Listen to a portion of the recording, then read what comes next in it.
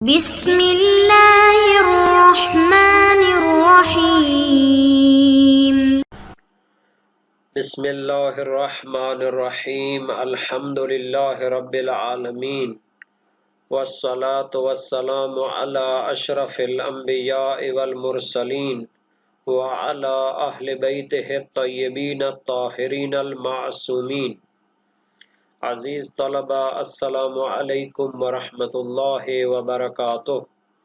شرح الامہ اول درس نمبر 28 میں کنویں اور بالوعہ کے درمیان جو فاصلہ ہے شرعی لحاظ سے اس کو بیان کیا جائے گا۔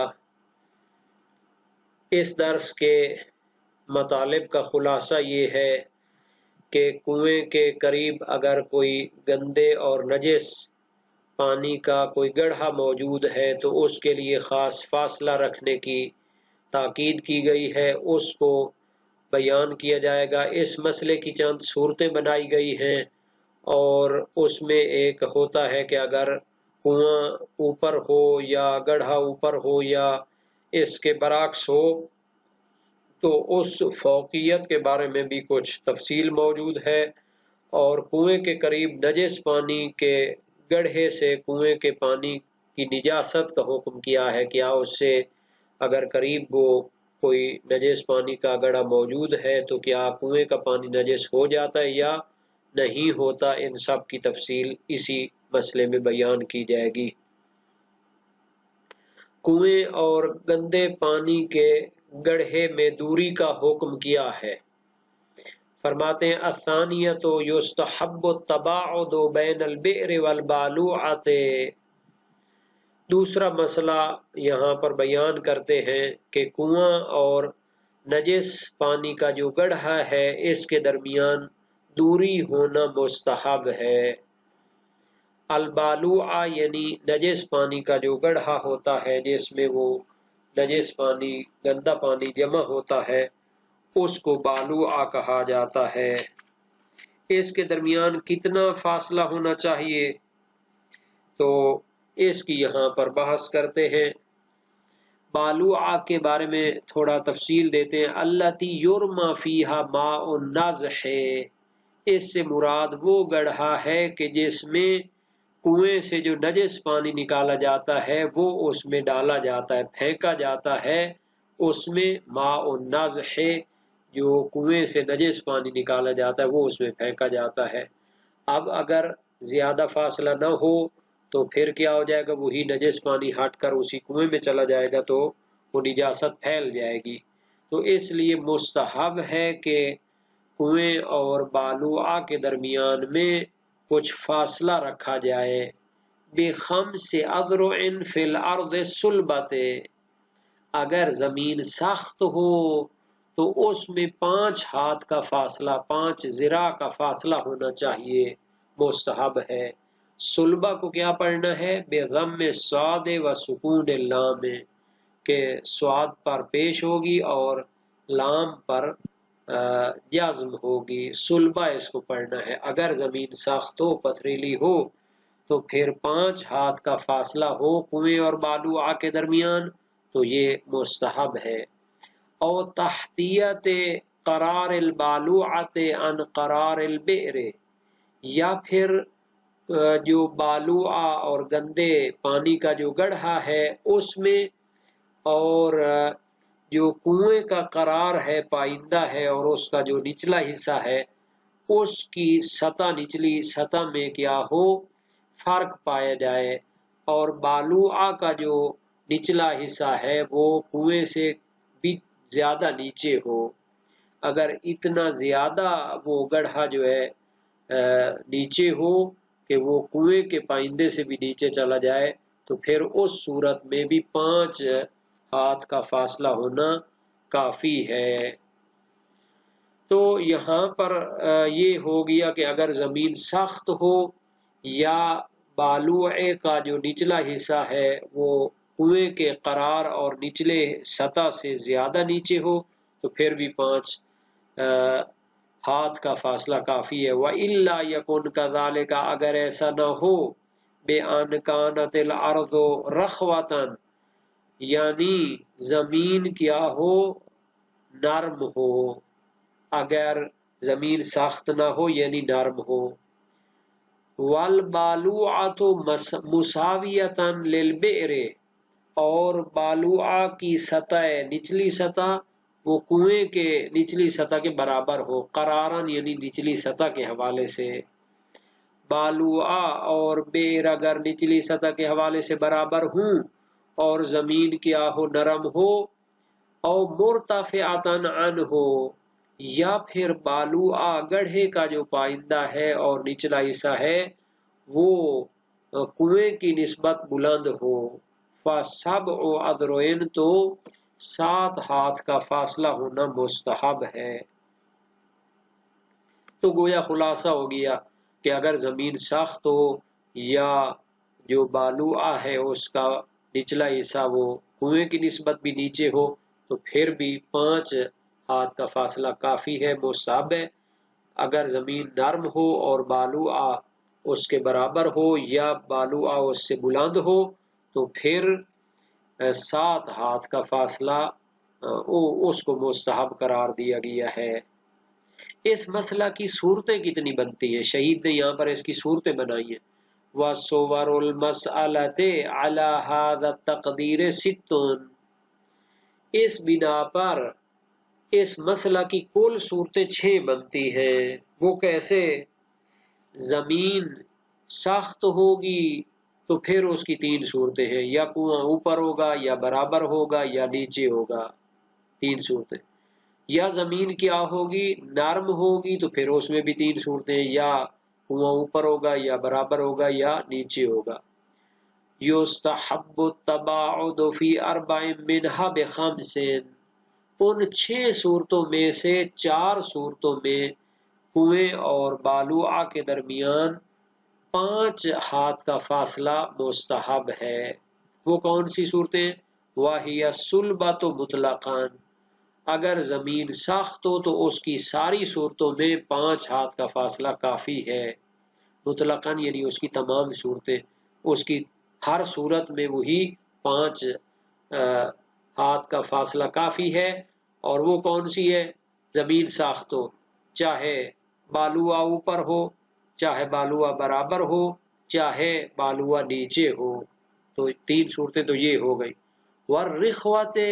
والرخوۃ مع تحتیۃ البالوعۃ، اور اگر زمین نرم ہو اور بالوعہ کا پائندہ اور اس کا جو نچلا حصہ ہے وہ کنویں کی نسبت اور نیچے ہو تو اس صورت میں بھی 5 ہاتھ کا فاصلہ کافی ہے۔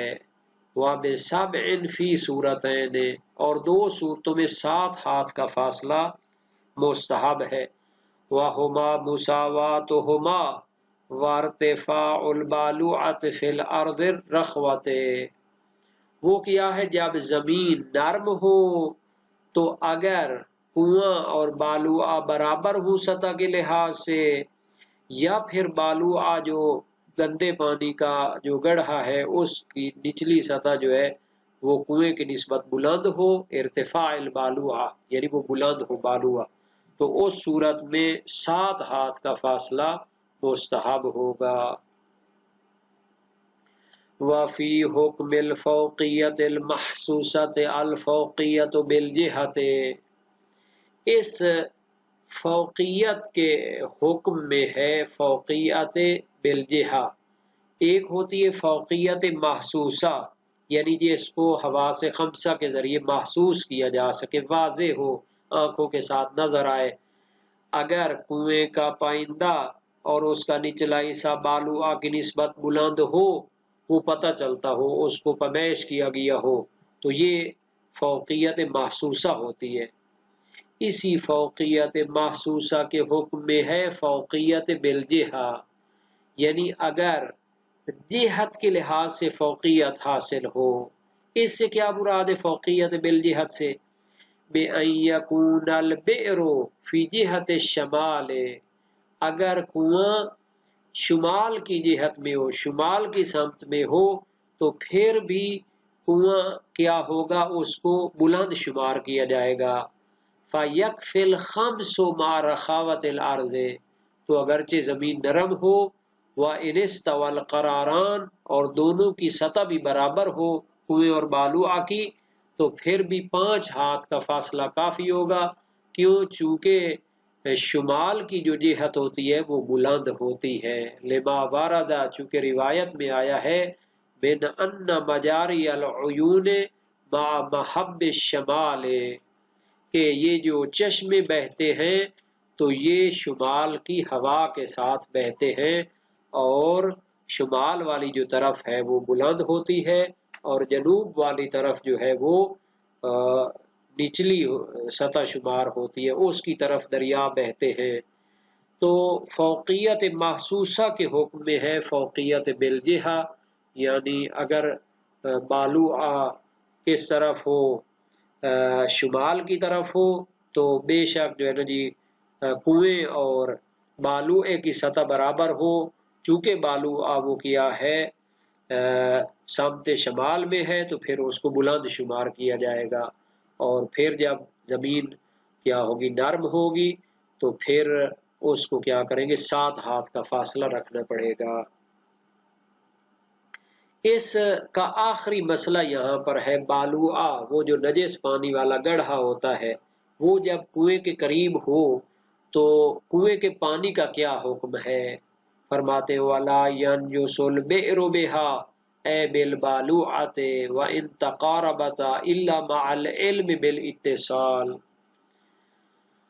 کنواں نجس نہیں ہوتا، بہا بالبالوعۃ، اگر اس کے قریب نجس پانی کا کیا ہو، گڑھا موجود ہو، تو اس سے کنواں نجس نہیں ہوتا۔ وَإِن تَقَارَبَتَا، اگرچہ یہ دونوں قریب قریب ہوں، یعنی 5 ہاتھ کا فاصلہ تو بہت زیادہ ہے، اگر اس سے کم بھی فاصلہ ہو تو پھر بھی جو کنویں کا پانی ہے وہ نجس نہیں ہوگا، اور جو نجس پانی کا گڑھا ہے اس کو علیحدہ شمار کیا جائے گا۔ الا مع العلم بالاتصال، مگر یہ کہ یقین ہو جائے کہ نیچے سے وہ جو بالوعہ ہے، نجس پانی کا گڑھا ہے، اس کا پانی کنویں کے ساتھ مل چکا ہے۔ اے اتصال ما بہا من النجس بماء البئر، یعنی یقین ہو جائے کہ جو کچھ اس بالوعہ میں ہے، یعنی بالوعے کا نجس پانی، وہ ماء البئر کے ساتھ متصل ہو گیا ہے، مل گیا ہے۔ اگر یقین ہو کہ بالوعے کا نجس پانی وہ کنویں کے پانی کے ساتھ مل گیا ہے تو پھر تو اس کو نجس شمار کیا جائے گا، لیکن نارمل حالت میں جب ہمیں یقین نہیں ہوتا کہ بالوعہ کا جو پانی ہے وہ کنویں میں مل چکا ہے، تو پھر اس کو کنویں کو نجس شمار نہیں کیا جائے گا۔ کیوں نہیں شمار کیا جائے گا کنویں کو نجس؟ لِأَصَالَةِ الطَّہَارَةِ، چونکہ یہاں پر اصل طہارت جاری ہوگی، استصحاب طہارت جاری ہوگا، چونکہ جب شک کی صورت ہو تو وہاں پر قاعدہ طہارت جاری ہوتا ہے۔ اس سے اصالت و طہارت سے بہتر ہے کہ ہم قاعدہ طہارت مراد لیں۔ قاعدہ طہارت کیا ہوتا ہے کہ کل شیء لک طاہر حتی تعلم انہ قادر، کہ ہر چیز تمہارے لیے پاک ہے حتیٰ کہ تمہیں یقین ہو جائے کہ اس میں نجاست مل چکی ہے۔ یہ اصالت طہارت مراد ہوگی، قاعدہ طہارت مراد ہوگا۔ وہ استصحاب طہارت بھی ہو سکتا ہے کہ اس بالوعہ کے اس کے قریب ہونے سے پہلے کنواں پاک تھا، جب اس کے پاس بالوعہ موجود ہے تو پھر اس صورت میں ہمیں شک ہوتا ہے تو ہم اس کنویں کی پہلے والی طہارت کو استصحاب کریں گے، اسی یقین پر باقی رہیں گے۔ بہرحال لیکن بہتر ہے کہ اس سے کیا ہو، قاعدہ طہارت مراد لیا جائے۔ وعدم الاتصال، اور اصل یہ ہے کہ بالوعے کا نجس پانی کنویں کے پانی میں نہیں ملا۔ عدم الاتصال کو جب استصحاب کریں گے، پہلے اس کا پانی نہیں ملا تھا، اب ہمیں شک ہوتا ہے تو اسی سابقہ یقین کو استصحاب کریں گے، یعنی اب بھی وہ نجس پانی اس کنویں کے پاک پانی میں نہیں ملا۔ یہ تو تھا عبارت کا جو ہے مفہوم اور معنی۔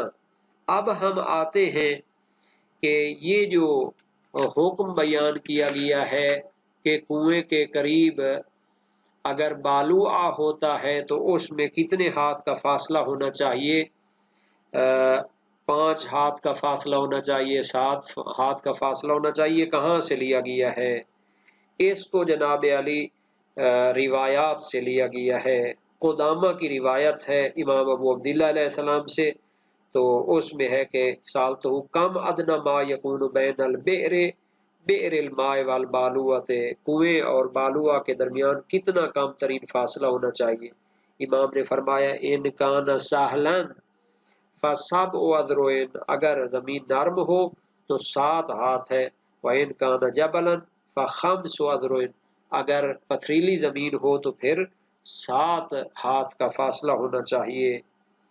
اور اس کے لیے حسن بن رباط کی بھی روایت اسی طرح موجود ہے، اس میں وہ بتایا گیا ہے کہ اگر کنویں کے اوپر ہو بالوہ تو پھر 7 ہاتھ کا فاصلہ رکھیں، اور اگر بالوہ نیچے ہو تو 5 ہاتھ کا فاصلہ کافی ہے۔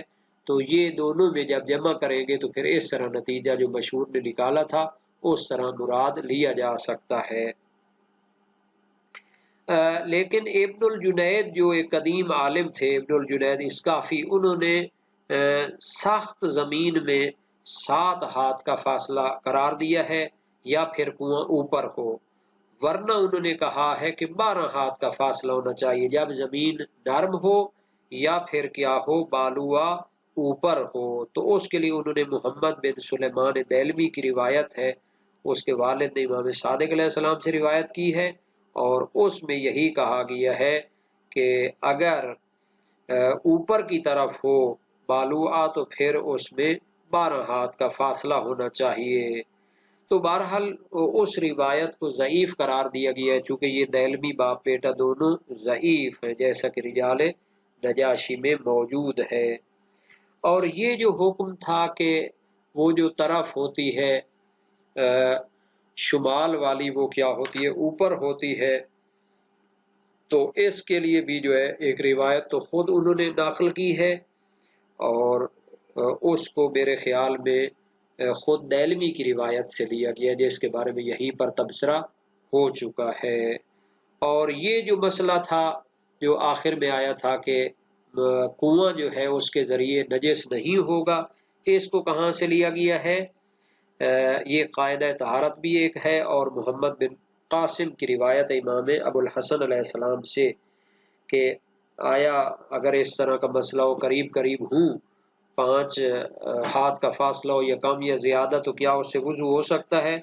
فرمایا لیسا یکرہ من قرب ولا بعد، کہ قریب یا بعید ہونے سے کوئی فرق نہیں پڑتا، یتوضأ منها ویغتسل ما لم یتغیر الماء، جب تک پانی تبدیل نہ ہو تو اس وقت تک اس میں کوئی حرج نہیں ہے۔ یہ روایات وسائل و شیعہ میں موجود ہیں۔